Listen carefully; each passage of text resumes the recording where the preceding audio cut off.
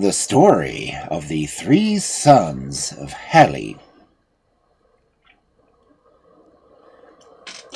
Till his 18th birthday, the young Neangir lived happily in a village about 40 miles from Constantinople, believing that Mohammed and Zanebi, his wife, who had brought him up, were his real parents.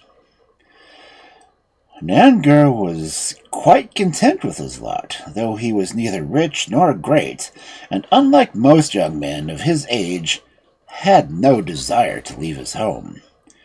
He was therefore completely taken by surprise when one day Mohammed told him with many sighs that the time had now come for him to go to Constantinople and fix on a profession for himself. The choice would be left to him, but he would probably prefer either to be a soldier or one of the doctors learned in the law, who explained the Koran to the people. "You know the holy book nearly by heart," ended the old man, "so that in a very short time you would be fit to teach others. But write to us and tell us how you pass your life, and we, on our side, will promise never to forget you."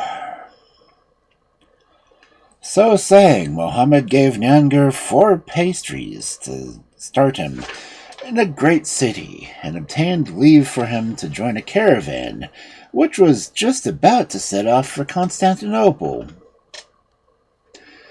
The journey took some days, as caravans go very slowly, but at last the walls and towers of the capital appeared in the distance.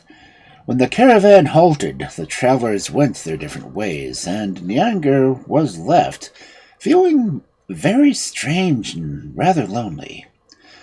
He had plenty of courage and made friends very easily. Still, not only was it the first time he had left the village where he had been brought up, but no one had ever spoken to him of Constantinople, and he did not know much of the name of a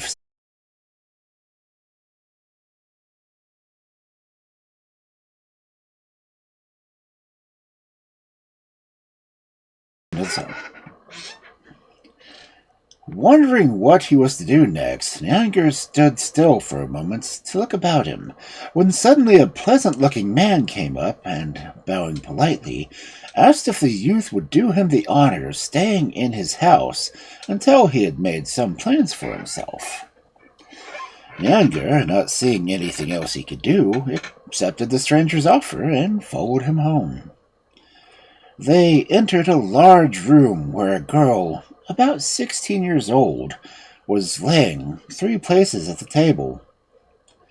"Zelida," said the stranger, "was I not quite right when I told you that I should bring back a friend to sup with us?"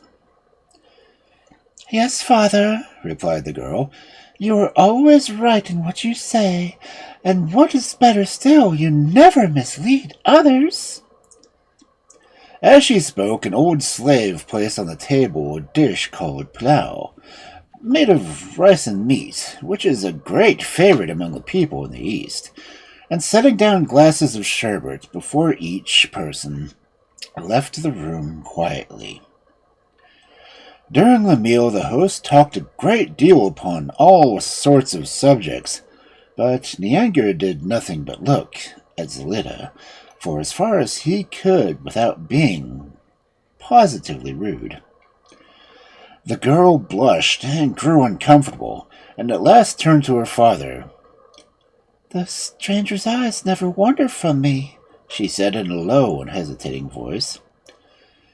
"If Hassan should hear of it, jealousy will make him mad."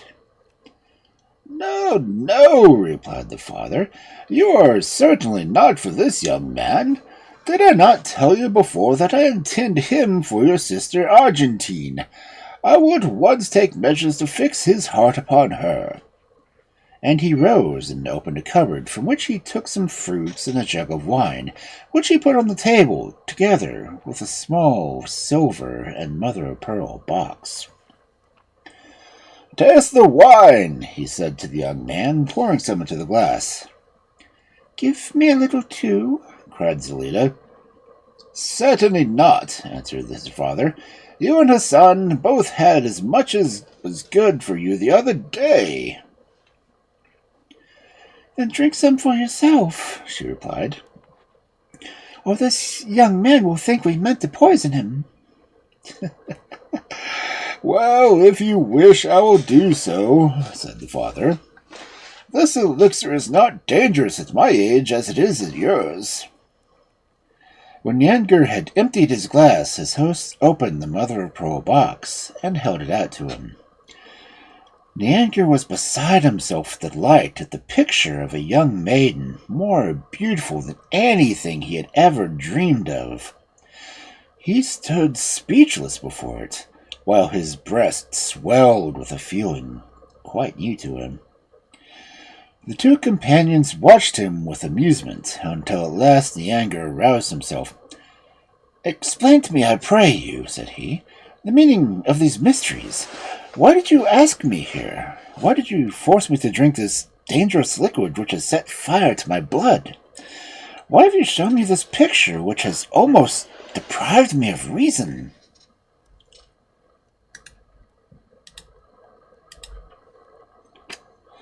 "I will answer some of your questions," replied his host, "but all I may not.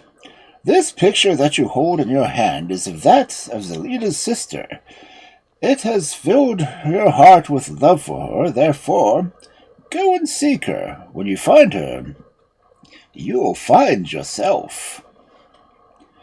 "But where shall I find her?" asked Neangir, kissing the charming miniature on which his eyes were fixed. "I am unable to tell you more," replied his host cautiously. "But I can," interrupted Zelita eagerly. "Tomorrow you must go to the bazaar and buy a watch from the second shop on the right hand, and at midnight—" But what was to happen at midnight, Neangir did not hear, for Zelita's father hastily laid his hand over her mouth, cried, "Oh, be silent, child! Would you draw down on you the impudence of fate of your unhappy sisters?" Hardly had they uttered the words when a thick black vapor rose about him, proceeding from a precious bottle, which his rapid movement had overturned. The old slave rushed in and shrieked loudly, while Neangir, upset by the strange adventure, left the house. He passed the rest of the night on the steps of a mosque, and with the first streaks of dawn he took his picture out of the folds of his turban, then remembered Zelita's words. He inquired the way to the bazaar, and went straight to the shop that she had described. In answer to Neangir's request to be shown some watches, the merchant produced several and pointed out the one which he considered the best. The price was 3 gold pieces, which Neangir readily agreed to give him, but the man made a difficulty about handing over the watches unless he knew where his customer lived. "That is more than I know myself," replied Neangir. "I only arrived in town yesterday, and cannot find the way to the house where I first went." "Well," said the merchant, "come with me, and I will take you to a good lodger, where you will have everything you desire, at a small charge." Neangir consented, and the two walked together through several streets till they reached the house recommended by the merchant. By his advice, the young man paid in advance the last gold piece that remained to him for his food and lodging. As soon as Neangir had dined, he shut himself in his room, and thrusting his hand into the folds of his turban, drew out his beloved portrait. As he did so, he touched a sealed letter which had apparently been hidden there without his knowledge, and seeing it was written by his foster mother, Zinabi, he tore it open eagerly. Judge of his surprise when he read these words: "My dearest child, this letter, which you will find some day in your turban, is to inform you that you are not really our son. We believed your father to have been a great lord in some distant land, and inside this packet is a letter from him, threatening to be avenged on us if you are not restored to him at once. We shall always love you, but do not seek us or even write to us. It will be useless." In the same wrapper was a roll of paper with a few words as follows, traced in a hand unknown by Neangir. "Traitors, you are no doubt in league with those magicians who have stolen the 2 daughters of the unfortunate Sirakaro, and have taken from them the talisman by their father. You have kept my son from me, but I have found out your hiding place and swear by the holy prophets to punish your crime. The stroke of my scimitar is swifter than the lightning." The unhappy Neangir read these 2 letters, of which he understood absolutely nothing, and felt sadder and more lonely than ever. It soon dawned on him that he must be the son of the man who had written Mohammed and his wife, but he did not know where to look for him, and indeed thought much more about the people who had brought him up, and whom he was never to see again. To shake off these gloomy feelings, so as to be able to make some plans for the future, Neangir left the house and walked briskly about the city until darkness had fallen. Then he retraced his steps and was just crossing the threshold when he saw something at his feet sparkling in the moonlight. He picked it up and discovered it to be a gold watch shining with precious stones. He gazed up and down the street to see if there was anyone about whom it might belong to, but there was not a creature visible. So he put it in his sash and inside a silver watch which he had bought from the merchant that morning. The possession of this piece of good fortune cheered Neangir up a little, for, he thought, I can sell these jewels for at least 1,000 sequins, and that will certainly last me until I have found my father. And, consoled by this reflection, he laid both watches beside him and prepared to sleep. In the middle of the night he woke suddenly and heard a soft voice speaking, which seemed to come from one of the watches. "Aurora, my sister," it whispered gently, "did they remember to wind you up at midnight?" "No, dear Argentine," was the reply. "And you?" "They forgot me too," answered the first voice. "And now it is 1 o'clock, so that we shall never be able to leave our position until tomorrow, if we are not forgotten again. Then we have nothing to do here," said Aurora. "We must resign ourselves to our fate. Let us go." Filled with astonishment, Neangir sat up in bed and beheld by the light of the moon the 2 watches slide to the ground and roll out of the room.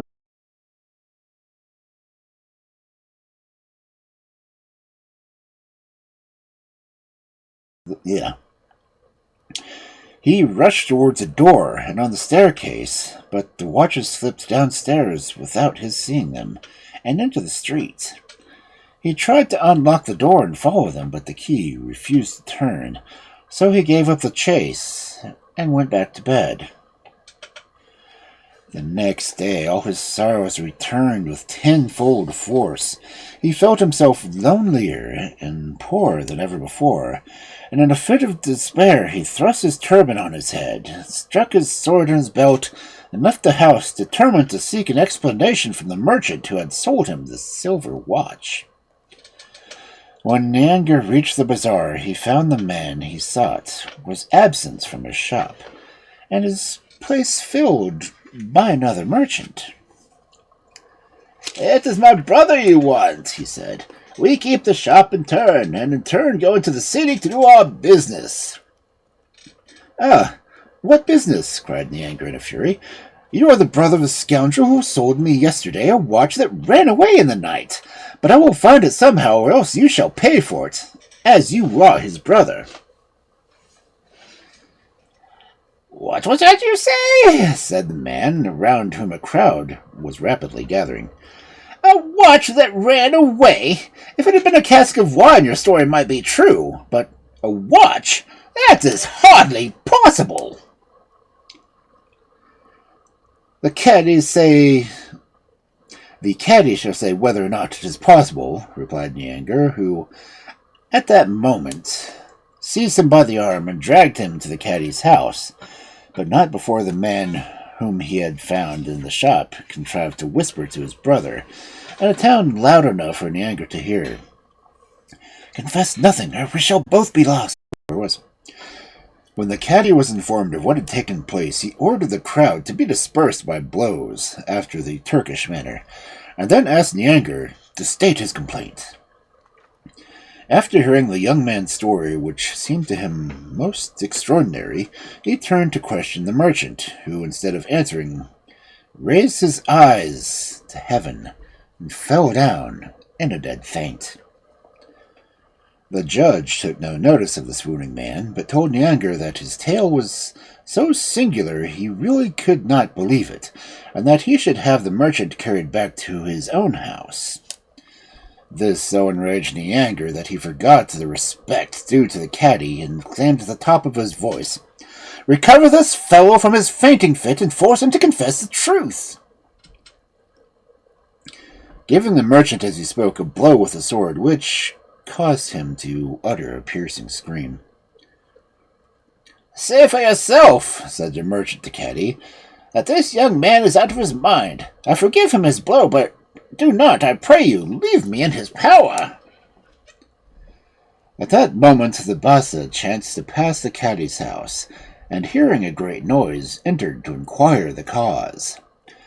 When the matter was explained, he looked attentively at Neangir, and asked him gently how these marvels could possibly have happened.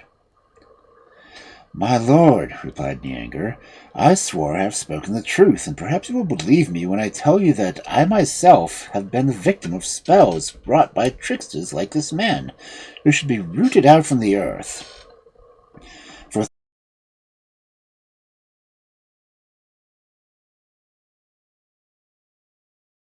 I only returned to man shape when one day a turban was laid upon my lid."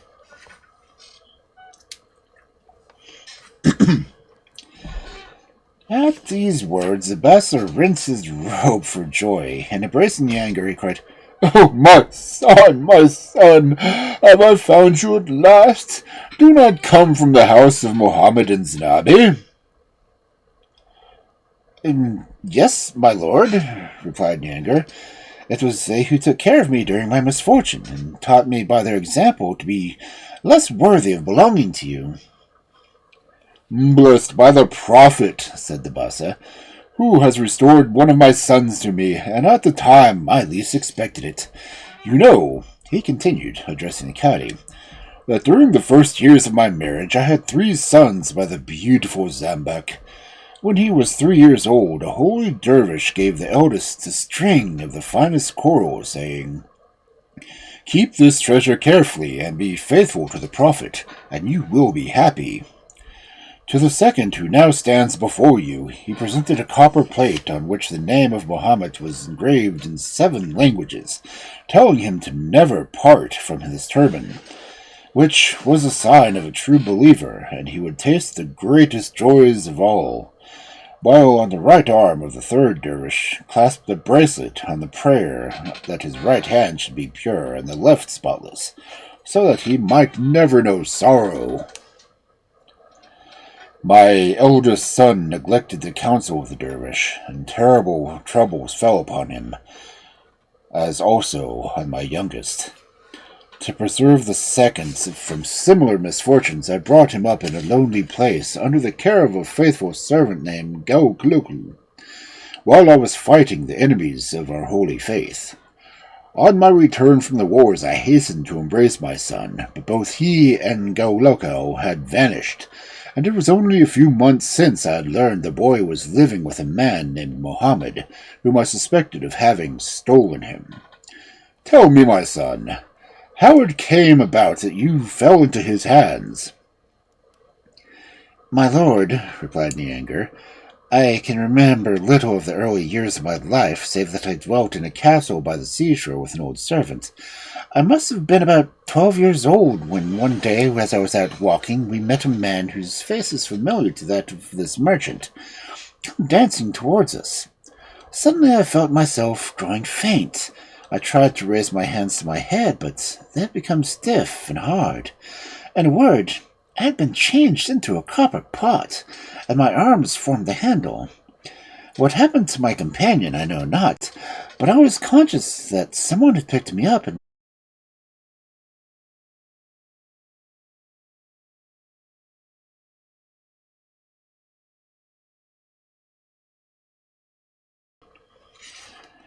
after some days or so, it seemed to me, I was placed on the ground near a thick hedge, and when I heard my captor snoring beside me, I resolved to make my escape.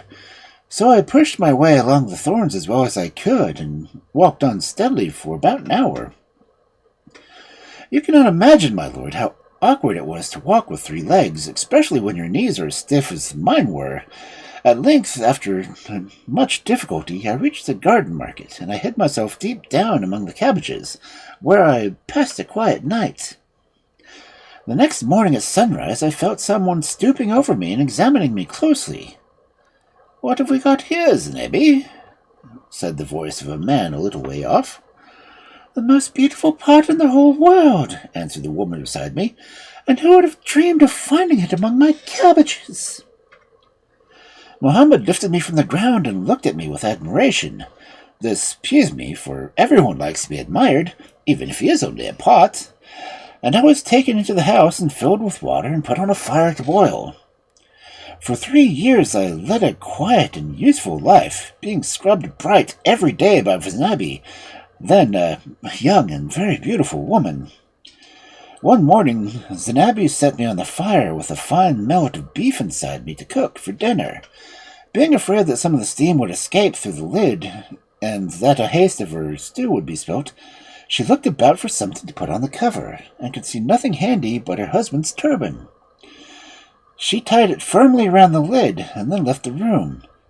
For the first time in 3 years, I began to feel the fire burning the soles of my feet, and I moved away a little. Doing this with a great deal more ease than I had felt during making my escape from the Mohammed's garden. I was somehow aware, too, that I was growing taller. In fact, in a few minutes, I was a man again. After the 3rd hour of prayer, Mohammed and Zanabi both returned, and you can guess their surprise at finding a young man in the kitchen instead of a copper pot. I told them my story, which at first they refused to believe, but in the end I succeeded in persuading them that I was speaking the truth. For 2 more years I lived with them, and was treated like their own son, till the day they sent me to the city to seek my fortune. And now, my lords, here are the 2 letters which I found in my turban. Perhaps they may be another proof in favor of my story. Whilst Neangir was speaking, the blood from the merchant's wound had gradually ceased to flow, and at this moment there appeared in the doorway a lovely woman, about 22 years old, her hair and her dress all disordered, as if she had been flying from some great danger. One hand she held 2 crutches of white wood, and was followed by 2 men. The first man Neangir knew to be the brother of the merchant he had struck with a sword, while the second the young man thought he recognized the person who was standing by when he was changed into a pot. Both of these men had a wide linen band around their thighs and held stout sticks. The woman approached the wounded man and laid the 2 crutches near him, then fixing her eyes on him, she burst into tears. "Unhappy Azuf," she murmured, "why do you suffer yourself to be led into such dangerous adventures? Look at the consequences, not only to yourself, but to your 2 brothers." Turning as she spoke to the men who had come in with her, and who had sunk down on the mat at the feet of the merchant. The Bassa and his companions were both struck with the beauty of the woman, and also with her words, and begged her to give them an explanation. "My lords," she said, "my name is Sumi, and I am the daughter of Moises, one of the most famous rabbis. I'm the victim for my love of his F, pointing at the man who had entered last. And in spite of his gratitude, I cannot tear him from my heart. Cruel any of my life, she continued, turning to Isaac. Tell these gentlemen your story and that of your brothers, and try to gain their pardon by repentance. We were all born at the same time, said the man, obeying the command of Sumi at a sign from the caddy, and are the sons of the famous Nathan bin Sadi, who gave us the names of Izuf, Izauf, and Uzaf. From our earliest years we were taught the secrets of magic, and as we were born under the same stars we shared the same happiness and the same troubles. Our mother died before I can remember, and when we were 15 our father was seized with a dangerous illness which no spells could cure. Feeling death draw near, he called us to his bedside and took leave of us in these words. My sons, I have no riches to bequeath to you. My only wealth was those secrets of magic which you know. Some stones you already have, engraved with mystic signs, and long ago I taught you how to make others. But you still lack the most precious of talismans, the 3 rings belonging to the daughters of Sirocco. Try to get possession of them, but take heed on beholding these young girls that you do not fall under the power of their beauty. Their religion is different from yours, and further, they are betrothed brides of the sons of Bassa of the sea. To preserve you from a love which can bring you nothing but sorrow, I counsel you in time to the peril to seek out the daughter of the Moises of Rabbi, who perishes a hidden passion for his F, and possesses the book of spells, which her father himself wrote with the sacred ink that is used for Talmud. So saying, our father fell back on his cushions and died, leaving us with burning desire for the 3 rings of the daughters of Sirocco. No sooner were our sad duties finished than we began to make inquiries where these ladies were to be found, and we learned, after much trouble, that Sakaro, their father, had fought in many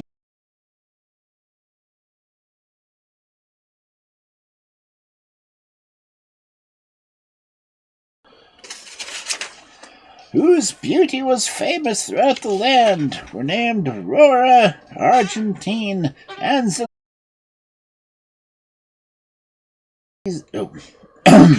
At the second of these names, both Bassa and his son gave a start to surprise, but they said nothing, and Azif went on with his story.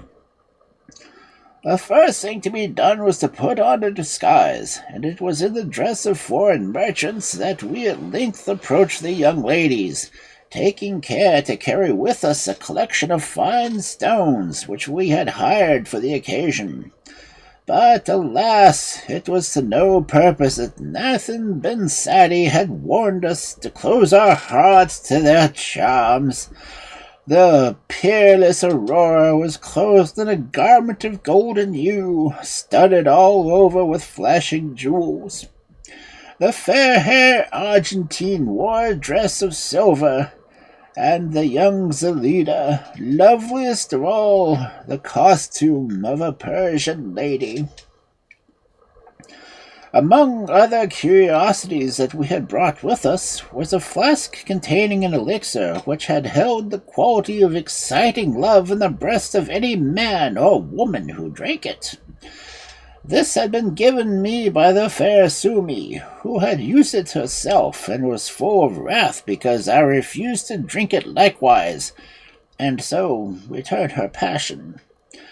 I showed this liquid to the 3 maidens who were engaged in examining the precious stones, and choosing those that pleased them best. And as I was in the act of pouring some in a crystal cup, when Zelida's eyes fell on the paper wrapped around the flask containing these words, Beware lest you drink this water with any other man than him who will one day be your husband."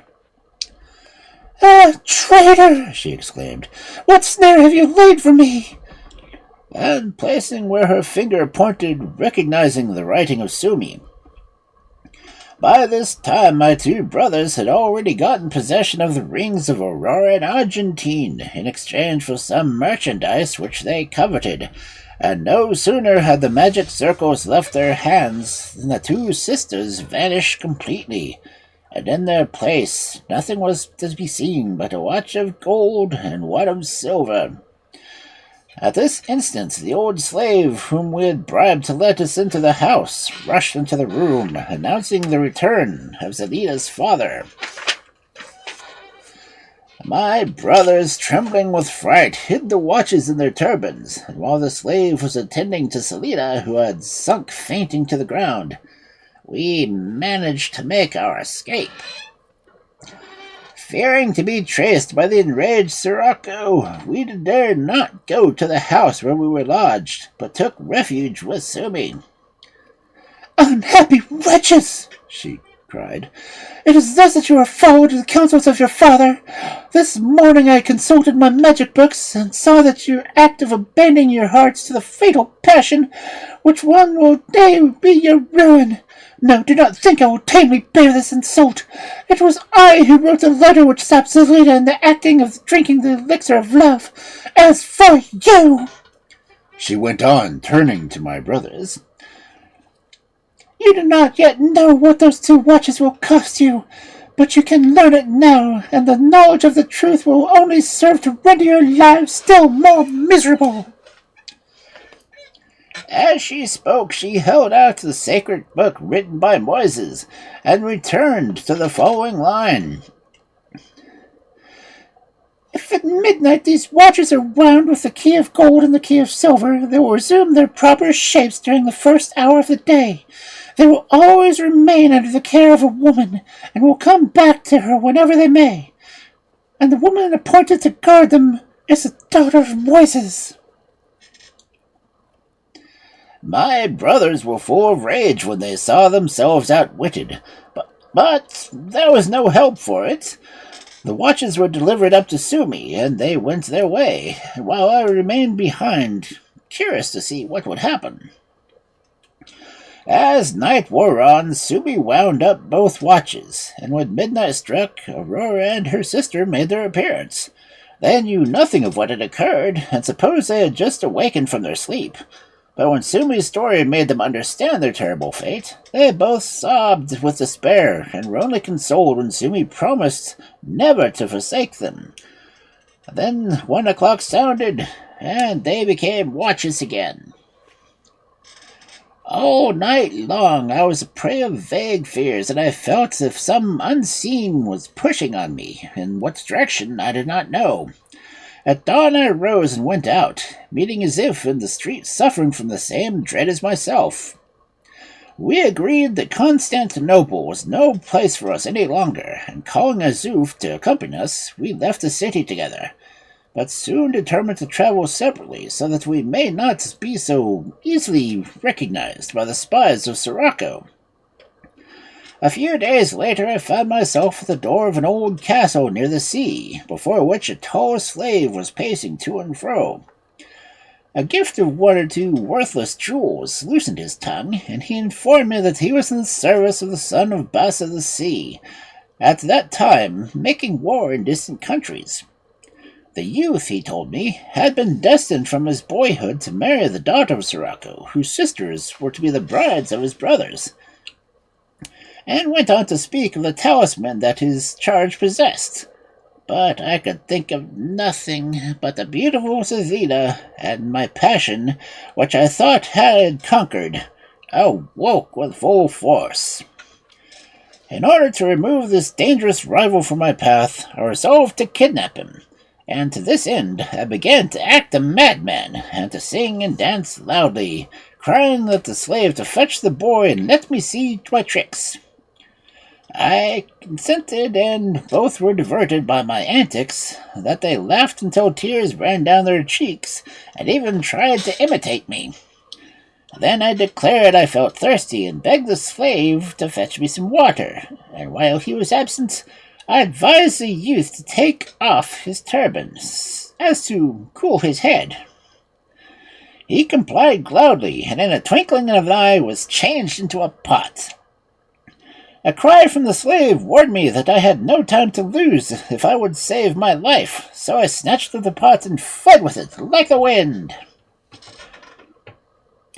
You have heard, my lords, what became of the pot, so I will only say now that when I awoke it had disappeared, and I was partly consoled for its loss by finding my two brothers fast asleep not far from me. How did you get here? I inquired, and what has happened to you since we parted? Alas, replied Azuf, we were passing a wayside inn from which returned songs and laughter, and the fools that we were, we entered and sat down. Sick Carson girls of great beauty were dancing for the amusement of several men, who not only received us politely, but placed us near the two loveliest maidens. Our happiness was complete, and time flew unknown to us, when one of the Circassians leaned forward and said to her sister, Their brother danced, and they must dance too.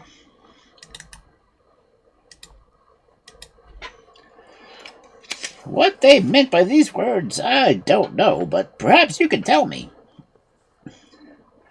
I quite well understand, I replied. They were thinking of the day that I stole the son of the Bassa, and had danced before him.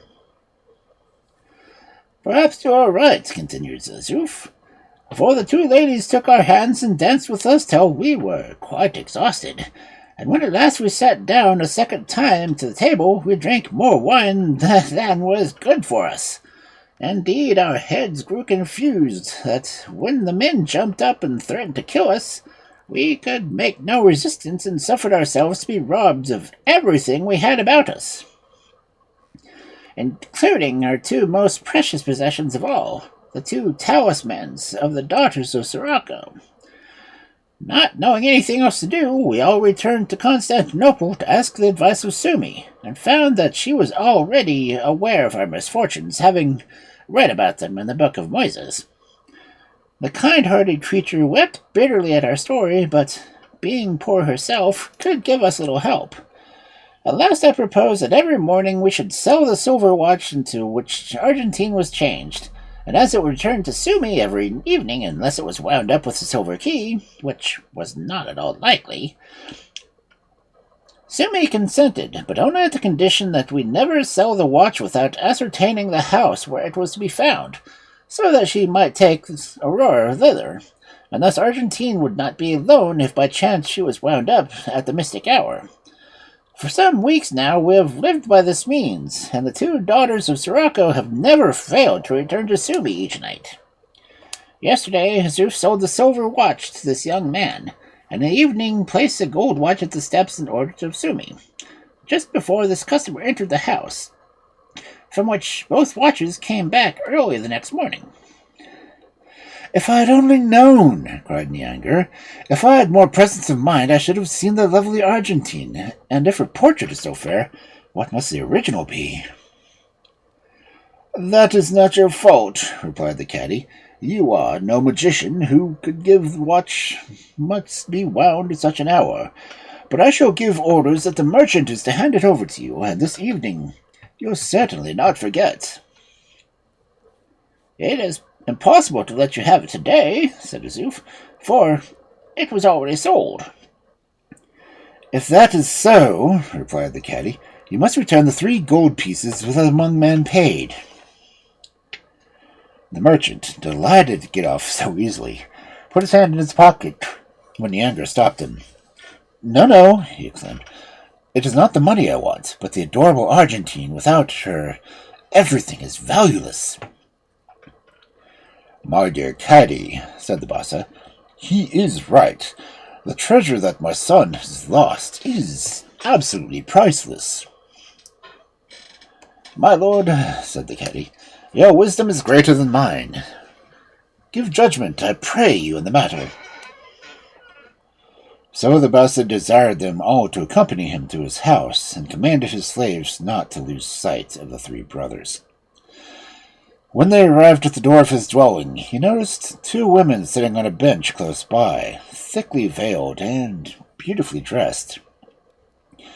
Their wide satin trousers were embroidered in silver, and their muslin robes were of the finest texture. In the hand of one, a bag of pink silk tied with green ribbons, containing something that seemed to move. At the approach of the Bassa, both ladies rose and came towards him. Then the one who held the bag addressed him, saying, Noble lord, buy, I pray you, this bag, without asking to see what it contains. How much do you want for it? Asked the Bassa. 300 sequins, replied the unknown. At these words, the Bassa laughed contemptuously and passed on without speaking. You will not repent your bargain, the woman went on. Perhaps if we come back tomorrow, you'll be glad to give us 400 sequins when we shall ask, and the next day the price will be 500. Come away, said her companion, taking hold of her sleeve. Do not let us stay here any longer. It may cry, and then our secret will be discovered. And so saying, the two young women disappeared. The brothers were left in the front hall under the care of the slaves, and Neangir and Sumi followed the Bassa inside the house, which was magnificently furnished. At one end of the large, brightly lighted hall, a lady of about 35 years old reclined on the couch, still beautiful in spite of the sad expression on her face. Incomparable Zambek, said the Bassa, going up to her. Give me your thanks, for here is a lost son for whom you have shed so many tears. But before the mother could clasp him in her arms, Neangir had flung himself at her feet. Let the whole house rejoice with me, continued the Bassa, and let my two sons Abraham and Hassan be told, for they may embrace their brother. Alas, my lord, said Zambek, do you forget that this is the hour when Hassan sweeps in his hand, and Abraham gathers up his coral beads? Let the command of the prophet be obeyed, replied Bassa. Then we will wait until the evening. Forgive me, noble lord, interrupted Sumi, but what is this mystery? With the help of the Book of Spells, perhaps I may be of some use in the matter. Sumi, replied the Bassa, I owe you already the happiness of my life. Come with me, then, and the sight of my unhappy sons will tell you of our trouble better than any words meant. The Bassa rose from his divan and drew aside the hangings leading to the large hall, followed closely by Neangir and Sumi. There they saw two young men, one about 17 and the other 19 years of age. The younger was seated by a table, his forehead resting on his right hand, which he is watering with his tears. He raised his head for a moment when his father entered, and Neangir and Sumi both saw that his hand was of ebony. The other man was occupied busily collecting coral beads, which were scattered all over the floor of the room, and he was picking them up and placing them on the same table where his brother was sitting. He had already gathered up 98 beads, and though they were all there, when they suddenly rolled off the table, he had to begin his work all over. Do you see, whispered the Bassa, for 3 hours daily one collects these coral beads, and for the next space of time the other laments over his hand which has become black, and I am wholly ignorant what is the cause of either misfortune. Do not let us stay here, said Sumi. Our presence must add to their grief, but permit me to fetch the Book of Spells, which I feel sure will not only tell us the cause of the malady, but also its cure. The Bassa readily agreed to Sumi's proposal, but Neangir objected strongly. If Sumi leaves us, he said to his father, I shall not see my beloved Argentine when she returns tonight with the fair Aurora, and life is an eternity till I hold her." "Be comforted," replied Sumi. "I will be back before sunset, and I leave you my adored Izaf as a pledge." Scarcely had the woman left Neangir when the old female slave entered the hall where the three brothers still remained carefully guarded, followed by a man whose splendid dress prevented Neangir from recognizing at first who the person was and whose house he had dined 2 days before. But the woman he knew at once to be the nurse of Zelida. He started eagerly forward, but before he had time to speak, the slave turned to the soldier she was conducting. "My lord," she said, "those are the men. I have tracked them from the house of the caddy to the palace. If they are the same, I am not mistaken. Strike and avenge yourself." As he listened, the face of the stranger grew scarlet with anger. He drew his sword, and in another moment he rushed on the brothers, when Neangir and the slaves of Bassa seized hold of him. "What are you doing?" cried Neangir. "How dare you attack them whom the Bassa has under his protection?"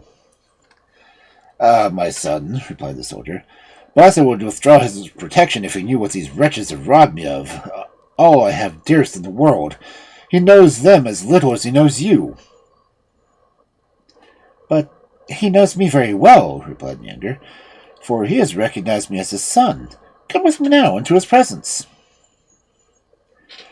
The stranger bowed and passed through the curtain held back by Neangir, whose surprise was great at seeing his father spring forward and clasp the soldier in his arms. "Is that you, dear Sirocco?" he cried. "I believed you had been slain in the awful battle when the followers of the Prophet were put to flight. But why do your eyes kindle with flames as shout forth on this fearful day? Calm yourself and tell me what I can do to help you. See, I have found my son. Let that be a good omen for your happiness also." "I did not guess," replied Sirocco, "that the son you have so long been mourning had come back to you. Some days since a prophet appeared to me in the dream, floating in a circle of light, and he said to me, 'Go tomorrow at sunset to the Galata Gate, and there you will find a young man whom you must bring home with you. He is the second son of your old friend, the Bassa of the Sea, and that you may make no mistake, put your fingers in his turban, and you will feel the plate on which my name is engraved in 7 different languages.'"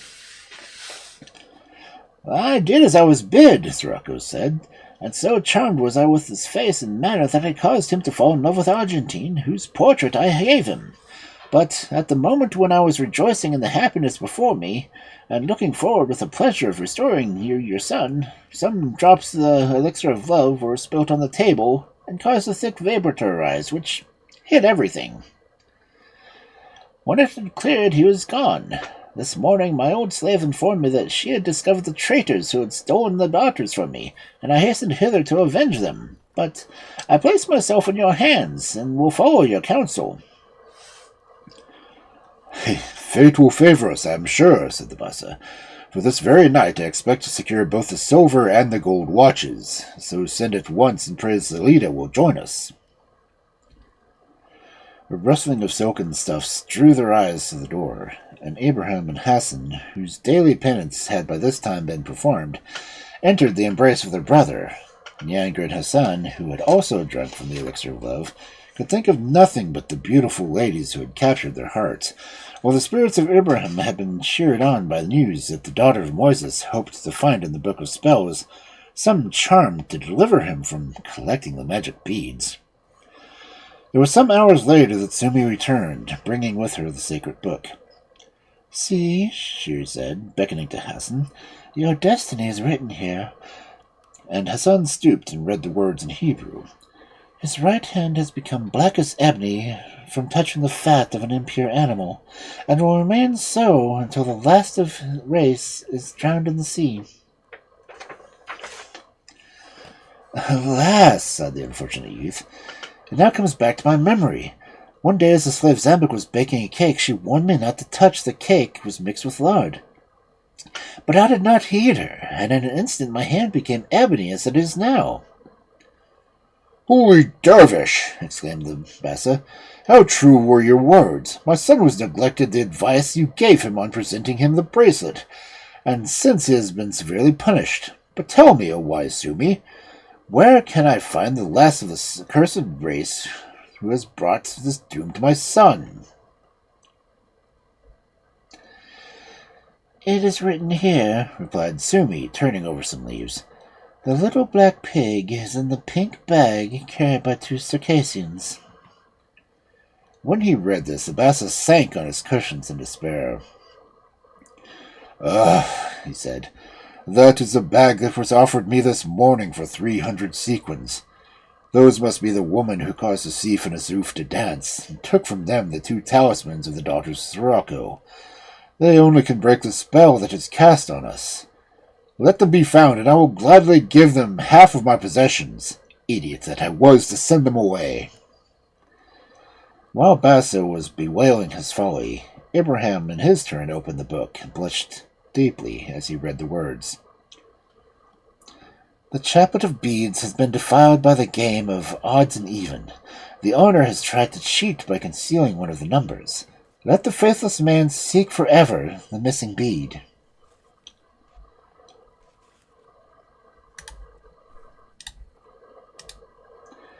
"Oh, heaven!" said Ibrahim. "That unhappy day rises before me. I cut the thread of a chaplet while playing with Aurora. Holding the 99 beads in my hand, she guessed odd, and in order that she might lose, I let one bead fall from my hand. Since then I have sought it daily, but I never have been found it." "Holy dervish!" cried the Bassa. "How true were your words! From the time that the sacred chaplet was no longer complete, my son has borne the penalty. But may the Book of Spells teach us how to deliver Abraham also." "Listen," said Sumi. "This is what I find. The coral bead lies behind the 5th fold of the dress of yellow brocade." "Ah, what good fortune!" exclaimed the Bassa. "We shall shortly see the beautiful Aurora, and Abraham shall at once search the 5th fold of her yellow brocade, for it is no doubt she of whom the book speaks." As the woman closed the Book of Moses, Zelida appeared, accompanied by a whole train of slaves and her old nurse. At her entrance, Hassan, beside himself with joy, flung himself on her knees and kissed her hand. "My lord," he said to the Bassa, "pardon me these transports. No elixir of love is needed to inflame my heart. Let the marriage rite make us speedily one." "My son, are you mad?" asked the Bassa. "For as long as the misfortunes for your brothers last, you shall alone be happy. And whoever heard of a bridegroom with a black hand? Wait yet a little longer, till the black pig is drowned in the sea." "Yes, dear Hassan," said Zelida. "Our happiness will be increased tenfold when my sisters have regained their proper shapes. And here is the elixir which I have brought with me, so that our joy may equal ours." And she held out the flask to the Bassa, who had it closed in his presence. Zambek was filled with joy at the sight of Zelida, and embraced her with delight. Then she gave way to the garden, and invited all her friends to seat themselves under thick, overhanging branches of the splendid jasmine tree. No sooner, however, had they completely settled, than they were astonished to hear a man's voice, speaking angrily on the other side of the wall. "Ungrateful girls," he said, "is this the way you treat me? Let me hide myself forever. This cave is no longer dark enough or deep enough for me." A burst of laughter was the only answer, and the voice continued. "What have I done to earn such contempt? This is what you promised me when I managed you for the talismans of beauty. Is this the reward I have right to expect to bestow it upon you, that little pig who is certain to bring you good luck?" At these words, the curiosity of the listeners passed all bounds. The Bassa commanded his slaves instantly to tear down the wall. It was done, but the man was nowhere to be seen, and there were only 2 girls of extraordinary beauty who seemed quite at their ease, and came dancing gaily to the terrace. With them was an old slave, in whom Bassa recognized Guluku, his former guardian of Neangir. Guluku shrank down with fear when he saw the Bassa, as he expected nothing less than death at his hands for allowing Neangir to be snatched away. But the Bassa showed him signs of forgiveness, and asked him how he had escaped death when he had thrown himself from a cliff. Guluku explained that he had been picked up by a dervish who had cured his wounds, and had given him as a slave to the young ladies, now before the company, and in their service he had remained ever since. "But," said the Bassa, "where's the little black pig of which the voice spoke just now?" "My lord," answered one of the ladies, "when at your command the wall was thrown down, and the man who heard speaking was so frightened at the noise that he caught up the pig and ran away." "Let him be pursued instantly," cried the Bassa, and the ladies smiled. "Do not be alarmed, my lord," she said. "He is sure to return. Only give him orders that the entrance of the cave shall be guarded, so that when he is once in, he shall not get out again." By this time, night was falling, and they all went back to the palace, where coffee and fruits were served in a splendid gallery near the women's apartments. The Bassa then ordered the 3 brothers to be brought before him, so that he might see whether these were the 2 damsels who had forced them to dance at the inn. But, to his great vexation, it was found that when their guards had gone to knock down the wall, the brothers had escaped. At this news, Sumi turned pale, but glancing at the Book of Spells, her face brightened, and she said half aloud, "There is no cause for disquiet. They will capture the dervish." While Hassan lamented loudly that as soon as the fortune appeared on one side, she fled on the other. On hearing this reflection, one of the Bassa's pages broke into a laugh. "This fortune comes dancing to us, my lord," he said, "and the other leaves us on crutches. Do not be afraid. She will not go very far." The Bassa, shocked at this impertinent interference, desired to leave the room and not come back till he was sent for. "My lord shall be obeyed," said the page, "but when I return it shall be in such good company that you will welcome me gladly," sang he, and he went out. When they were alone, Neangir turned to the fair strangers and implored their help. "My dear brothers and myself," he cried, "are filled with a love for these 3 peerless maidens, 2 of whom are under a cruel spell. If their fate happened to be in your hands, would you not do all in your power to restore them to liberty and happiness?" At the young man's appeals, only stirred 2 ladies to anger. "What," Examine claimed, "are the sorrows of lovers to us? Fate has deprived us of our lovers, and it depends on us the whole world shall suffer as much as we do." This unexpected reply was heard with the amazement of all present, and the Bassa entreated the speaker to tell them her story. Having obtained permission, her sister, she began.